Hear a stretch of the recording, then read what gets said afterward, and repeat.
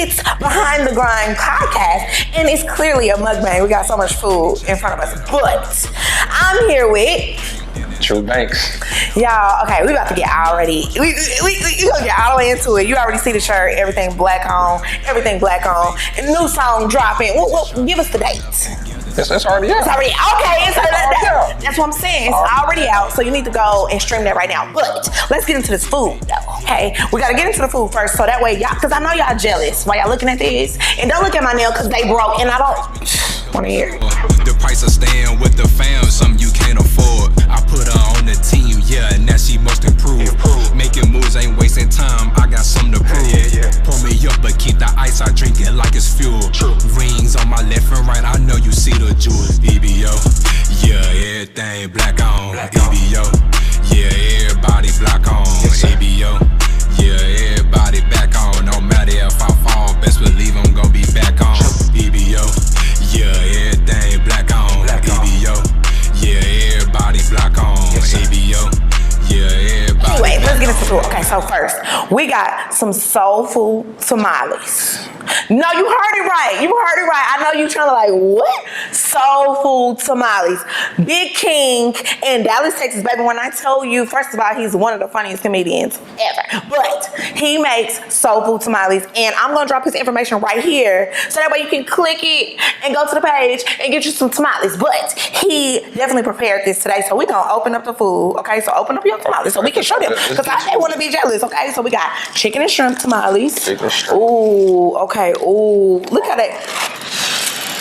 Move it. And I'm going to just throw it over there, okay? Because get away from my food. But anyway, then I got Brisky over here. He don't eat beef. Matter of fact, I asked him, do you got any allergies? He said no, but I don't eat turkey, beef, pork, fish. I said, so chicken. Well, you know, I eat seafood. You know. He said, and I don't eat red dye, yellow dye. I said, okay, well, what do you eat? Okay. But he made us some tamales, so we making sure that we got it all the way together. And when I tell you, baby, hold on, wait, because I got to get this other one. Oh, I like how you just wrapped yours up nicely. That was cute. Real nice, like. Get the fuck out of here. Okay, anyway. So, okay, we about to get into the food. So let me show y'all first, because let me. Oh, yeah. Let them see what's going on. I can't see it, but y'all gonna see it because I got an amazing editor. All right, but y'all, first of all, let's open up the tamale because we gotta eat and talk. Have you ever had a mukbang before? No, I ain't know. I seen them. I love to pop the mukbang cherry. I love to pop the cherry. You know you had a mukbang cherry? What? It just been popped. All right. Oh, okay. He said, what are you talking about? Anyways, yeah, it's just been popped. But, y'all, so we're going to eat the food. You're going to see me smacking. You're going to see me licking my fingers. There is no napkins. So don't think that this is about to be a clean interview because it's about to get real dirty. Got you, man. Why I got to do it? Shit, tell me I wear a white shirt. That doesn't matter because we got to wash and dry. All right. But, okay, so we're going to get into it. And first bite, okay. Okay. The rice, and this right here is I can put some with some, okay? Yeah, so that, what they do right it now? look like guacamole, but I thought it would guac. put it on your food and just see what it is. I'll find out. Put it in your food and tell me what it is later. But, y'all, these beans, though? It's rice hidden. Okay.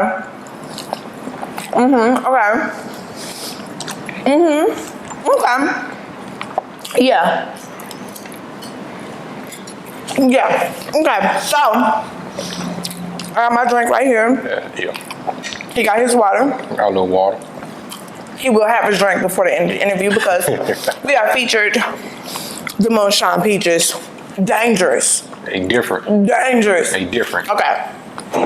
So, let me get a little background because this is Behind the Grind. Okay. So I need to know, how did you get started? Like, take us all the way back. Like, I want to know the first time that you had a thought, I want to be a rapper. I want to be a rapper. I want to be an artist. I want to entertain. Well, as far as entertainment, I've been performing for a long time. Since I was a kid. I was in choir. I used to dance. In choir? I did plays, speeches. So, you know what I'm saying? I've been entertaining, been on the stage since I was a child. Okay. But in music, I was also in marching band So I was in band from all the way from middle school till I graduated high school. Okay. So music kind of always kind of been in me, you know, since I was a kid. But as far as being a rapper, how that came about, I think you remember my brother Marco Supreme? Yeah. So he had been rapping for a few years, and so you know, That's your blood brother. Yeah, this is my older brother. Yeah. Okay. Oh yeah, same womb. Didn't know that. That was new. Came out the same womb, yes ma'am. So he had been rapping for a few years, and you know, I came home. I was like, you know what? I'm gonna hop in the studio just for fun. Just, you know, I got a beat. I said, I want to make a song with you just for fun, and that's when we came up with Not Even Close. And so that was the very first song I put out. It was with him.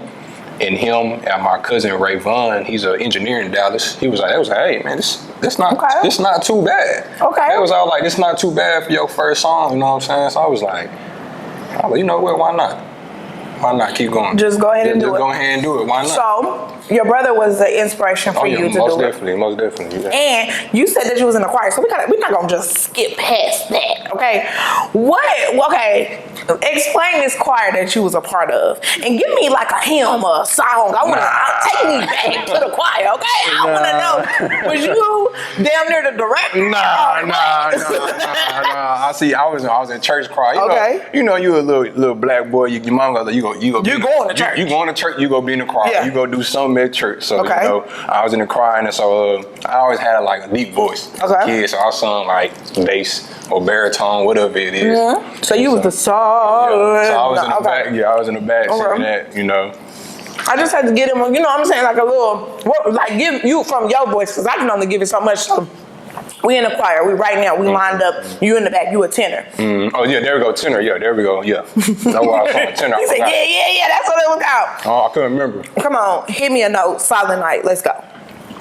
Silent Night. Oh, okay, there we go. That's it. That's it. Yo. That's it. I don't know if you can see from over there, but from over here, he said, you're not getting an award. He closed his eyes. I'm a performer. That's what Hold I on, do. let me get into it. Okay. That's what I do. Okay, so you was in the choir, you did some plays. Mm-hmm. Okay, so going through school, you already knew that entertaining is what you want to do. Oh yeah. Okay. Entertainment, it was in me. It was always okay. So then we get to you out of school.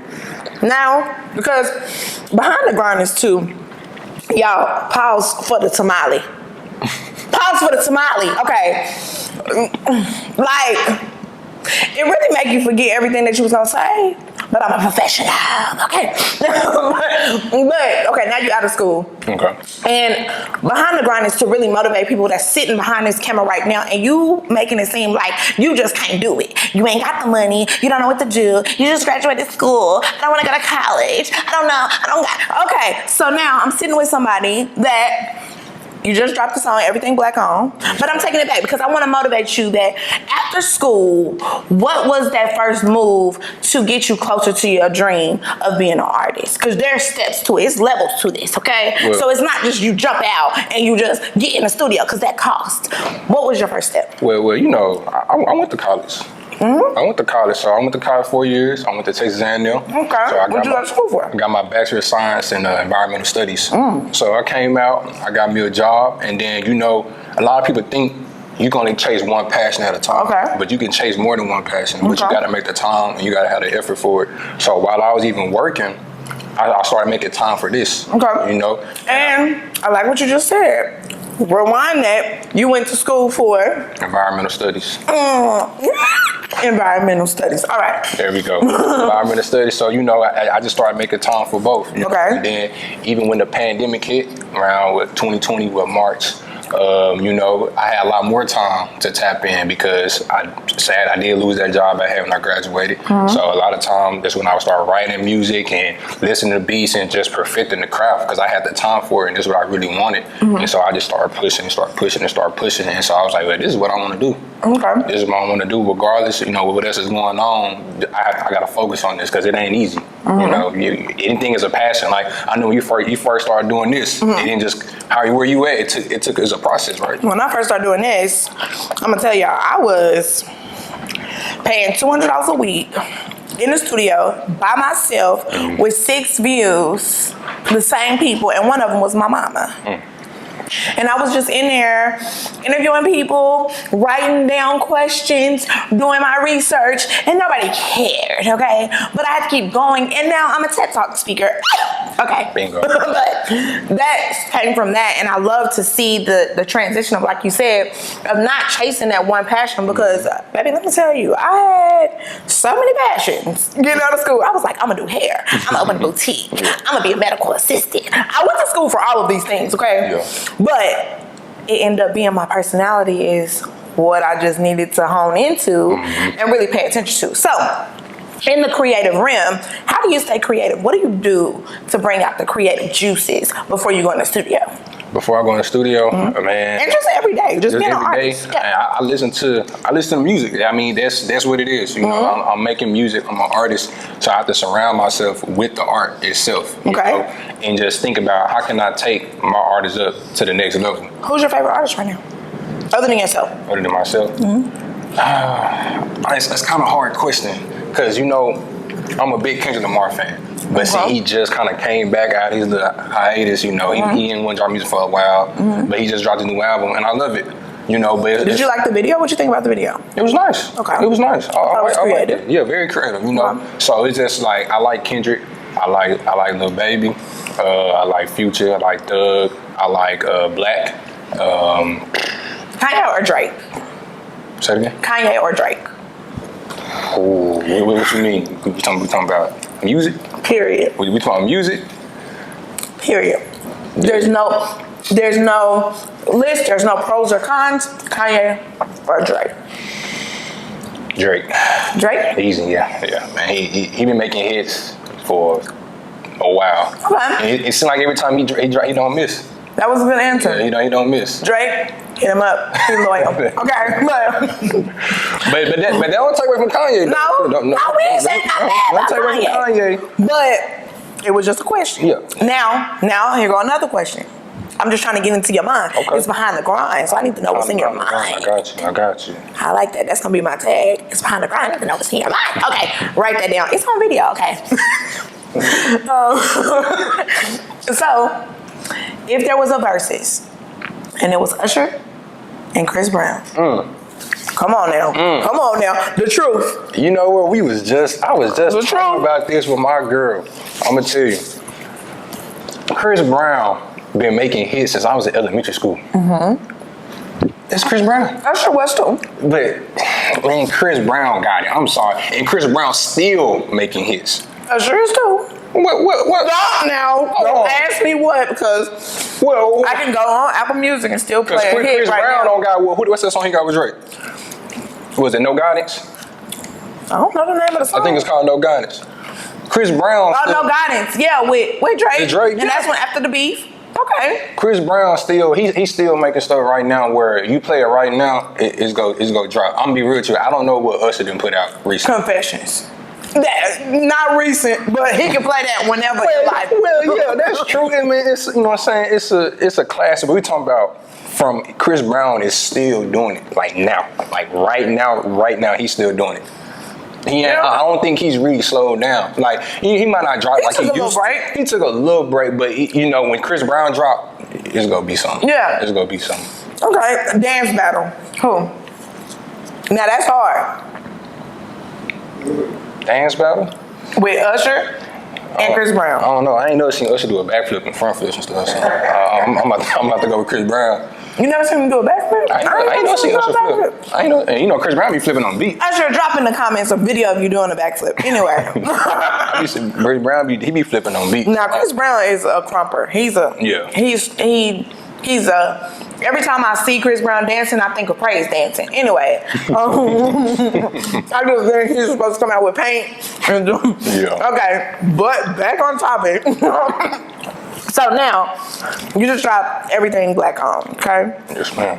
Give me the background of Everything Black on. Like, what made you think of this song, and what was the concept behind it? I know you shot the video.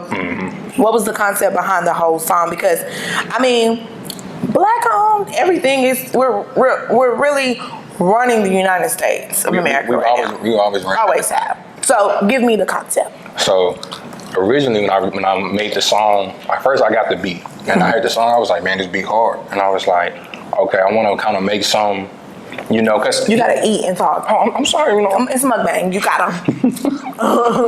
So you know, when I made the song, I was like, you know what, I kind of want to be intentional, and I want to, you know, give a little shout out, give some emphasis to my people, but still give people something to jam out to. So when I originally made the song, and then I was like, what's something that's catchy, that is not, you know, something that, like EBO, is catchy. Every time I play it, I'm like, man, it's catchy, man. They remember that, EBO, everything black on. So it was very intentional how I wanted to do it and how I wanted to catch people's ears. Like, I don't want something that's too complicated or complex where, you know, everybody just can't, where people just can't, you know, just gravitate to it. So when I made the song, that's how it was. And then originally, you know, it was a little explicit, and but you actually helped me. Explicit?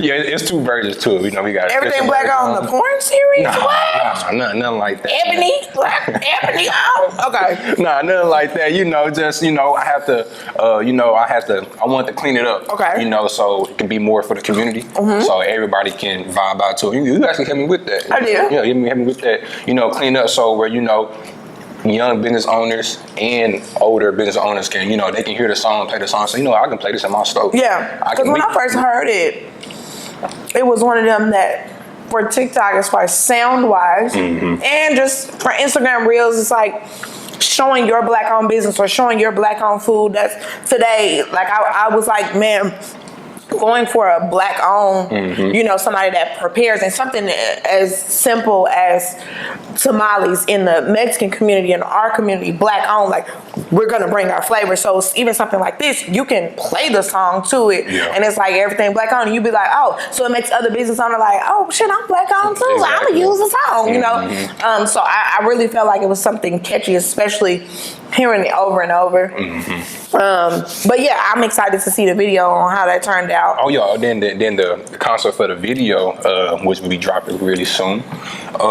I just wanted to show love to the community, you know. So we went to some staples in Dallas like Rudy's, Big T, you know, to just showcase, you know, this is black owned business. Yeah. This is money circulating within our community, and that's kind of, you know, we gave out shirts, we sold shirts, people want the shirt, like, you know, we walk in like, oh, what that is? It's off rip, you know. People want to be involved, and they like, and we tell them what we doing. Yeah. They love the message. They like, man, this is live. Yeah. We want to be a part of it somehow, some way. And a lot of people don't understand how powerful the black dollar is. Like, it really is so I don't know if you ever seen Trigger Warning. Have you ever seen Trigger Warning? No. Killer Mike got a Netflix series, Trigger Warning. And so it basically shows how he went to Atlanta and he tried to get everything black owned, right? He tried to go with taking away the black dollar from everybody else and only spending it with his people. What he realized was, when it came to, and he went with like his friend, which was white. So they went to a black owned restaurant. When they got there, he was getting ready to sit down and eat some ribs and all that. And then the white dude was like, where'd they get the food from? And he was like, did y'all get this from like a black farm and a black, you know, produce? Like, it was like, no. And he was like, damn, I can't eat, right? So he had to find a black owned grocery store. And get his own stuff. He found a black owned farm so he could actually see the food being picked from there. He found a restaurant that actually did that, but then he had to think deeper. It made you just think so much into finding out, okay, like he literally couldn't drive a car. Oh, wow. He had to find a black-owned bike company that made their own bikes, and that's how he got around Atlanta. He tried to smoke weed, and it was like he went to the guy that sold the weed, but he was like, where do you get it from? Not revealing your plug, but do you get it from Jamaica? Like, where are you getting it? He was like, nah, bruh. So it's kind of like, okay, now I can't smoke. So he really was dedicated to it, but it showed the value of the black dollar on like, it's really so valuable, but we don't spend enough money with our black owned businesses because, and it's reasons why people don't, and sometimes we do, or we feel like we're doing enough. But if we was to put our dollar together and literally take it away from everybody else, everybody would be out of business. Yeah, I think the black dollar stays in the circulation of the black community for like an hour, I think, something like that. that, then it leaves. Well, no. And I think the black dollar, last I seen, I could be wrong, I think it's worth, $2 billion or $3 billion. Yeah, because it's really that, like, if we were to look at it, our Asian businesses are surrounded around us. They're surrounded around our dollar. From our hair to donuts to coffee to phones to everything, it's catered to us. A lot of companies, when they do marketing, they always try to market to us. We're the number one target audience because we're consumers. this one that's going to spend the money. Spend the money. I'm glad that you did drop something like that because it's needed for people to just open up their mind to know that we do it. I'm glad you cleaned it up. Oh yeah. So what's next? So, just dropped the video. Well, video coming out. Just dropped the song. So we're about to push that, run it up, and then it's back to the studio after that. So I'm already shopping for beats. I'm already got some stuff in my notes I've been writing down and thinking about it, because right now, sometimes it kind of take me a while to write stuff because I try to get expired, and I want to be perfect what I write. If I'm trying to turn up, I want to write something deep. I want to, when I go to the studios for a reason, I don't go in there and play because to me it's an art. Right. And I don't want to play with my art. Okay. You know what I'm saying? So what's the process of shopping for beats? Like once you find a good beat, how do you know in your mind what you're gonna match it up to? So my boy Nick, I've been knowing him for a while. He make a lot of my beats. So he'll send me some beats and I listen to him. And I'm like, hey, you got something like this? I'm kind of looking at something like this. Like, okay, I think I got something. Okay. He sent it over, and so once I catch that vibe and the idea in my head, what I want to talk about or what I want to put on the paper, it just once I start writing, I just go. Okay. So it's anything like prices. When I heard the beat for prices, I was like, this is it. So you literally hear the words. Yeah, like the words come like when I hear the beat, I start getting ideas in my head. Like okay, and then I gotta write them down. Yeah. Even if I don't use the words I write down, I got the foundation for it. I can be at work, I can be driving, I can be anywhere. I can be here right now and think of something, and then when we done, I'm gonna put it in my notes. Yeah. So when I go to the studio and I go home and start writing, it's already there. And I'm like, okay, you know what? I don't like that. Yeah. But then I got the idea already, so I don't lose the idea because it's easy to kind of lose that, if you don't jot it down. That's a true artist because I would listen to a beat and be like, yeah, it's your girl B, yeah, it's your girl B, it's your girl. The whole song would be it's your girl B. Yeah, okay. but you need that vibe though. Like you gotta be able to vibe with the beat. If you're not feeling it, it ain't, to me, it ain't gonna be right. You're not gonna really be on there like that how you want to. Well, y'all heard it. He's the artist. I'm not, cause I don't know what to do on the beat. Okay, but let them know where they can find all your music, where they can find you, and all of that.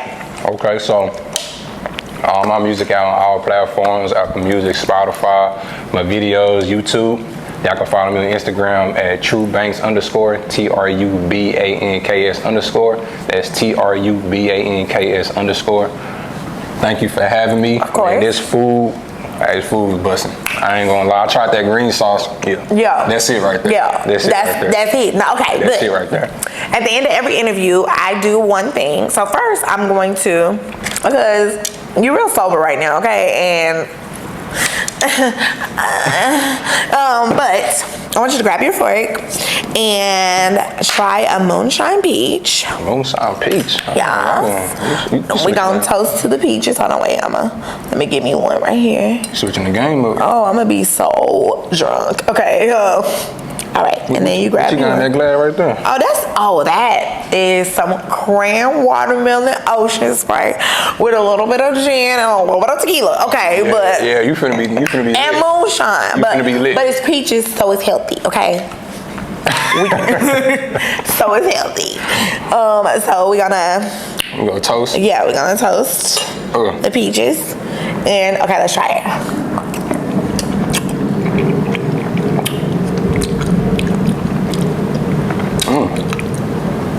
You feel it in your nose, right? Moonshine. It opened up your sinuses. It clear nigga sinuses. Okay. Yeah, it's like, let me drink some liquor to wash it down. But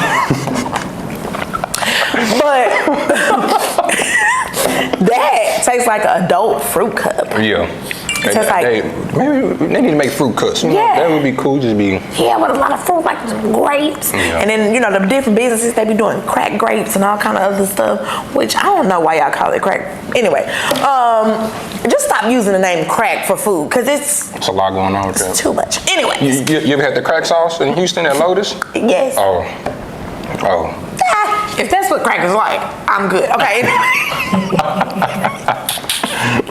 Delete that. No, keep it.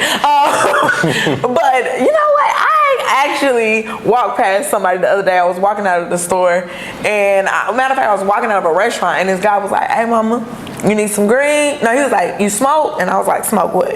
And he was like, that's exactly how he looked. He was like, "Weed." I was like, "You ain't got nothing stronger, like a crack?"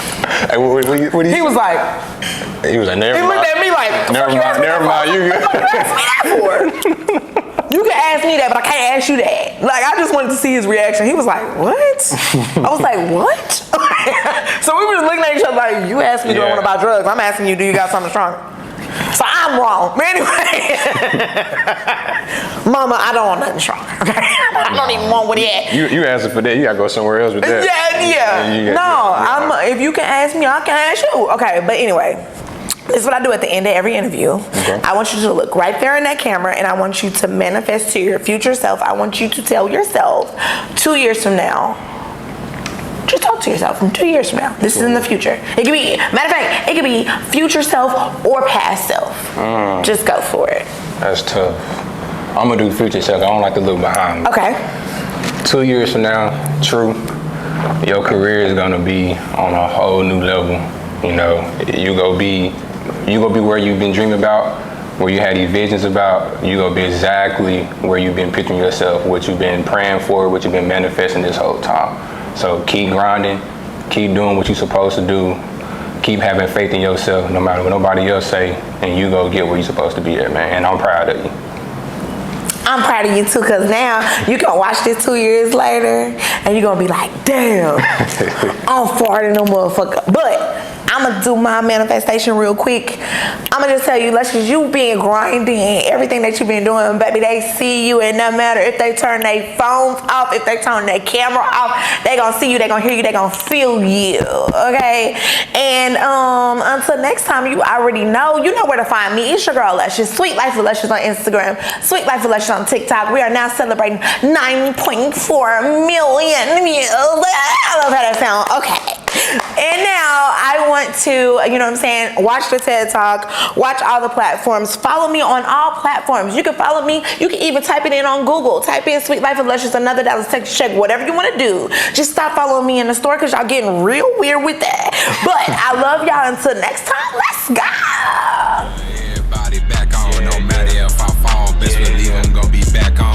Can't be moving sloppy with the motion, so I have to leave. Already had another play before I grab the key. Focus on the mission in the grind, cause I need my cheese. Always put your people first, yeah, that's the key. Investing in myself, in my health, gotta grow my wealth. Never speaking on what we do, gotta keep it step. Never missing, pull up from the deep, man, I feel like Steph. Oh, you think you harder than my circle, must be doing meth.